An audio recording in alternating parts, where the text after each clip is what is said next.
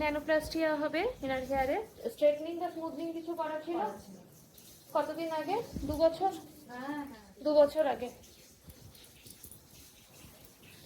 সামনেটা একটু এই হেয়ারের উপরেই করবো ন্যানোপ্লাস্টিয়া। পুরো ড্রাই হয়ে গেছে হেয়ারটা, ফ্রিজ ব্যাপারটাও আছে, পুরো একদম মানে একটা ফ্ল্যাট লুক চাইছো না তুমি? ফ্ল্যাট লুক, একটা হেলদি লুক, হেলদি একটা ফ্ল্যাট লুক চাইছো, তো তার মধ্যেই আমরা ন্যানোপ্লাস্টিয়া করবো। স্ট্রেটনিং স্মুথনিং কিছু করবো না। এবার তারপরে হোক কাজটা। ন্যানোপ্লাস্টিয়ার রেজাল্ট দেখো, ন্যানোপ্লাস্টিয়া করা হলো।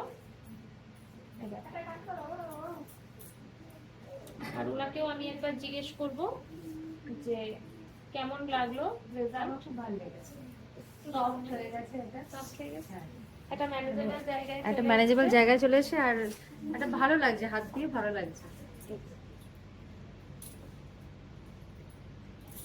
ঠিক লেগেছে তো? খুব ভালো লেগেছে, আর বিশেষ করে এদের, এরা এত ভালো, ওদের ব্যবহার।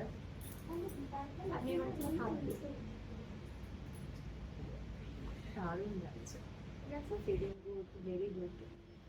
আর এটার আপনার বাড়িতে মেইনটেনেন্স হচ্ছে শ্যাম্পু, কন্ডিশনার, সেরাম, আর কিছু। আবার 5 মাস পর, তার মধ্যে কিছু মানে ওই স্পা, তারপরে আপনার কোনো প্রোটিন ট্রিটমেন্ট করলাম, কিচ্ছুর প্রয়োজন নেই। খালি আপনি ওইটুকুনি ঠিকঠাক মতন ইউজ করুন, আবার আপনার 5 মাস পরে। এটাও তো ট্রিটমেন্ট, যেটা তো স্ট্রেটনিং। Thank you.